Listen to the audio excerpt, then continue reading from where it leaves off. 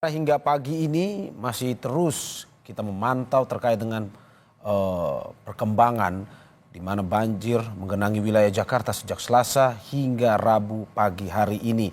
Di mana dari data yang kami dapatkan ada 54 RT dan 23 ruas jalan yang terendam oleh banjir. Selain tadi yang kami sudah bahas yang berada di wilayah Jakarta Utara tepatnya di Kelapa Gading pun juga yang berada di wilayah Jakarta Timur tepatnya di wilayah Kebonpala.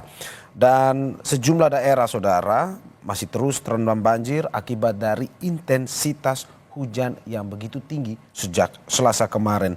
Dan pertanyaannya apakah hingga saat ini di bulan-bulan Januari menuju Februari ini Jakarta diprediksi akan mengalami intensitas hujan yang cukup tinggi dan merata di setiap harinya.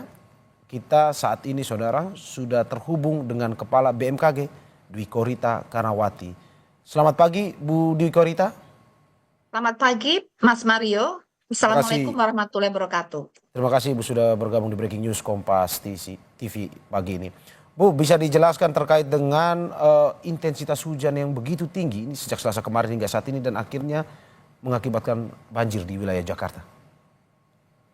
Baik, Ya. jadi sebetulnya kami BMKG sudah mengantisipasi bersama Pemprov DKI itu sejak akhir November awal Desember untuk menghadapi curah hujan intensitas tinggi sampai ekstrim di wilayah Jakarta ya. Nah, apa yang membuat kami bersiaga sejak awal Desember? Karena sejak awal Desember hingga saat ini ada beberapa fenomena atmosfer yang terjadi secara bersamaan dan mengakibatkan saling menguatkan atau terjadinya amplifikasi pembentukan awan-awan hujan. Yaitu yang pertama adalah fenomena masuknya monsun Asia ke wilayah Indonesia yang membawa massa udara lembab atau basah ya dalam jumlah yang besar. Dan saat ini di Jakarta sedang memasuki puncaknya. Sehingga intensitas dari monsun Asia ini menguat. Makin menguat. Kemudian bersamaan terjadinya dengan anomali iklim global, yaitu fenomena La Nina. La Nina lemah yang berdampak pada peningkatan curah hujan dapat mencapai 20%. Ini akibat meningginya Samudra Pasifik bagian tengah timur. Kemudian bersamaan juga dengan masuknya Madden-Julian Oscillation atau gerombolan awan-awan hujan yang bergerak dari Samudra Hindia, tepatnya terbentuk di timur Afrika, kemudian melintasi Katulistiwa menuju Pasifik, tapi saat ini sedang melewati wilayah Jawa dan sekitarnya, sehingga terjadilah penambahan pembentukan awan hujan dan peningkatan curah hujan. Satu lagi yang juga sangat signifikan terjadinya bersamaan dengan seruak udara dingin yang bertiup dari arah dataran tinggi Siberia. Indeksnya ini menguat saat ini, terutama kemarin itu menguat dan berdampak pada peningkatan curah hujan di wilayah selatan barat Indonesia. Seperti itu, apalagi juga terjadi gelombang ekuator, Kelvin dan Rossby, dan juga terjadi sirkulasi siklonik di beberapa wilayah Indonesia, ya, antara lain di Selat Karimata, Laut Halmahera, Laut Arafuru, hingga Samudra Hindia Selatan Jawa. Semuanya itu saling mengamplifikasi, menguatkan, maka terjadilah curah hujan yang lebat hingga ekstrim. Dan itu kami antisipasi sejak awal Desember. Sehingga sebenarnya pemerintah DKI itu relatif sudah siaga sejak awal Desember untuk menghadapi kali ini. Demikian. Oke Bu, tadi Bu mengatakan terkait dengan puncaknya saat ini. Kalau bisa dijelaskan berapa lama atau akan berlangsung berapa lama puncaknya di Bu? Apakah memang Januari hingga Februari akhir atau bagaimana sebenarnya? Uh, Diprediksi mulai Januari dan bisa berlanjut sampai Februari. Insya Allah Februari akhir sudah melemah. Oke, apakah intensitasnya akan seperti hari Selasa kemarin, Bu, dengan curah hujan yang begitu tinggi dan juga berlangsung lama? Eh, Umumnya setelah berlangsung selama ya 1 sampai 3 hari begitu, trennya mulai melemah, kemudian nanti selang beberapa saat, beberapa hari hingga beberapa minggu akan menguat lagi. Kenapa demikian? Karena fenomena-fenomena yang saya sebut tadi, seperti Madden-Julian Oscillation, kemudian juga seruakan udara dingin. Nah, ini merupakan fenomena yang ada siklus baliknya, ada pengulangannya. Itu kira-kira akan berbalik lagi dalam kurun 30 hari sampai 40 hari. Jadi akan ada kejadian yang sama lagi dalam kurun waktu tersebut. Demikian. Oke, Bu, apakah akan merata di seluruh wilayah Jakarta atau akan ada mungkin saja di wilayah-wilayah Jakarta yang lebih spesifik atau di pinggiran Jakarta, perbatasan misalkan di Bekasi, Tangerang? Nah, itu sulit kami sampaikan sekarang ya, karena itu juga tergantung dari arah dan kecepatan angin, Ya. gitu ya. Kalau jadi kadang bisa hanya di wilayah tertentu, misalnya Jakarta Selatan aja atau Jakarta Barat, tapi bisa juga merata. Jadi tergantung anginnya, bagaimana kecepatan dan arah angin. Tapi poinnya, waktu itu kami dengan Bapak Gubernur, ya siaganya seluruh DKI, seluruh Jakarta gitu. Gitu. Jadi tidak khusus Jakarta Utara, jadi tidak kami menganggap eh, peluangnya akan sama terjadi di seluruh wilayah Jakarta. Ini kesiapsiagaannya loh ya. Tentang kejadiannya nanti bagaimana prediksi anginnya. Demikian. Oke, Arah Bu. dan kecepatan angin ya. Oke, seperti yang Ibu sampaikan tadi bahwa sudah ada prediksi bersama Pemprov Jakarta sejak Ya. bulan November kemarin. Dari prediksi yang dilakukan saat itu, apakah dari BMKG juga memberikan usulan-usulan terkait apa yang harus diantisipasi terkait dengan ini pada Pemprov DKI?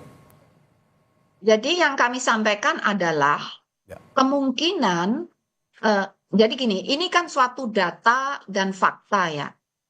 Dengan adanya perubahan iklim global ini, maka intensitas hujan itu trennya semakin menguat, frekuensi kejadian ekstrim semakin sering, dan durasinya makin panjang. Sementara itu, sarana prasarana pengendalian sumber daya air itu kan dibangun beberapa puluh tahun yang lalu. Dikala saat itu desainnya itu belum memperhatikan adanya tren lompatan intensitas dan frekuensi hujan akibat dampak perubahan iklim. Sehingga ada kemungkinan seandainya diasumsikan sistem pengendaliannya sudah sempurna, baik ya, tidak ada sedimentasi yang menyumbat ya, volume kapasitasnya maksimal atau optimal, tetapi kalau desainnya sudah 20 tahun lebih yang lalu, bahkan sampai 30 hingga 50 tahun yang lalu, tidak didesain untuk menghadapi fenomena hujan yang terjadi saat ini. Sehingga kemungkinan overflow itu akan terjadi.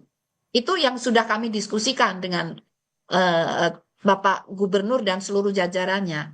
Sehingga harus ada ekstra ya. Selain tentunya kapasitas itu harus dimaksimalkan ya. Sedimentasi harus dibersihkan ya. Volumenya harus dimaksimalkan. Kemudian juga pemompaan ya, kemungkinan tergenang itu juga sangat mungkin terjadi. Selain kapasitasnya memang tidak dirancang untuk menghadapi ekstrim yang terjadi saat ini, juga barangkali pemeliharaannya juga harus ditingkatkan ya, dalam konteks volume kapasitas tampungnya harus dijaga. Seperti itu menjadi bahan pemikiran saat itu, dan nampaknya nampaknya pemerintah Provinsi Jakarta mewaspadai hal tersebut. Demikian. Oke, Ibu mau bilang bahwa fenomena hujan pada tahun ini berbeda dengan tahun-tahun sebelumnya. Bukan begitu. Jadi fenomena semakin ekstrim ini paling tidak ada tren peningkatan sejak tahun 80-an ya. Ya. Dan sekarang semakin gitu loh. Oke.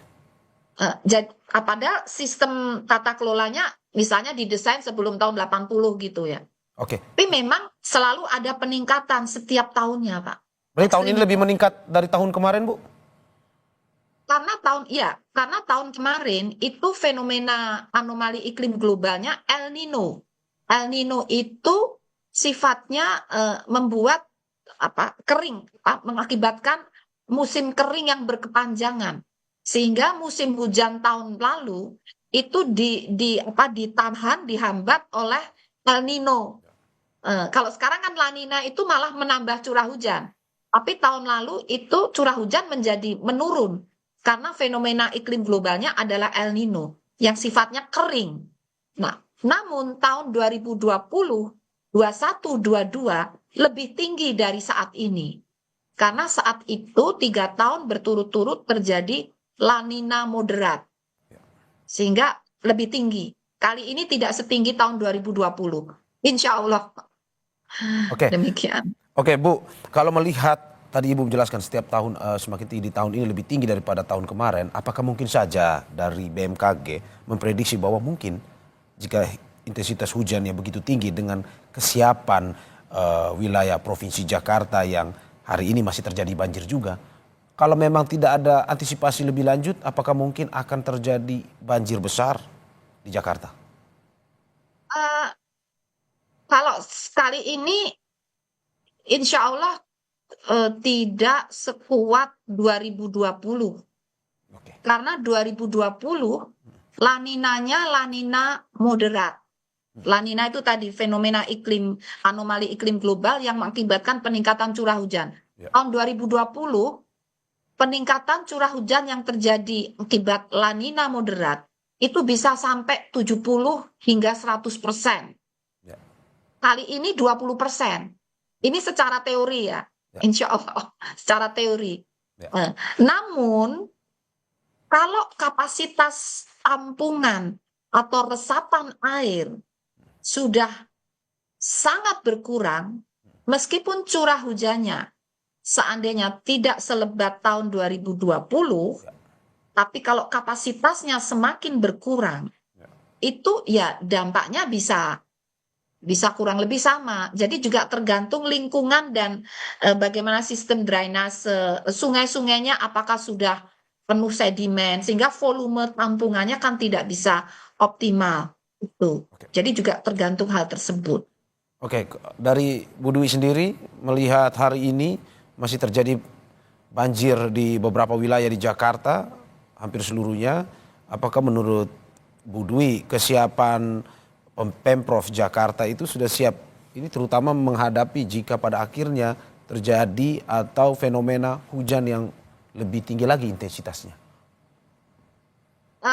Sebetulnya kalau kami melihat langsung ya, itu sebetulnya Pemprov itu sudah siaga sejak lama. Tapi sekali lagi, kesiapsiagaan itu apakah sudah ditopang dengan sarana prasarana yang memadai? Itu poinnya. Sehingga solusi jalan pintasnya ya, kalau kira-kira kapasitas tampungannya memang sudah tidak mampu seandainya untuk mengendalikan ya, itu sistem peringatan dini yang diperkuat. Yang penting masyarakat, rakyatnya itu selamat. Jadi ada peringatan dini, kemudian diungsikan sebelum itu terjadi. Sehingga satu-satunya jalan, bukan satu-satunya, salah satu jalan keluarnya adalah di mana kita tidak dalam kondisi kapasitas infrastruktur yang memadai, lingkungan yang memadai, sistem peringatan dini adalah penyelamat. Yaitu mengungsikan mereka sebelum banjir itu datang. Demikian. Terima kasih Kepala BMKG Dwi Korita Karnawati, semoga apa yang disampaikan memberikan masukan juga. Tidak hanya soal antisipasi tapi juga peringatan dini kepada masyarakat Jakarta terutama agar bisa waspada terhadap fenomena hujan yang tinggi yang akhirnya menyebabkan banjir di wilayah Provinsi Jakarta. Terima kasih sekali lagi Ibu, sehat selalu.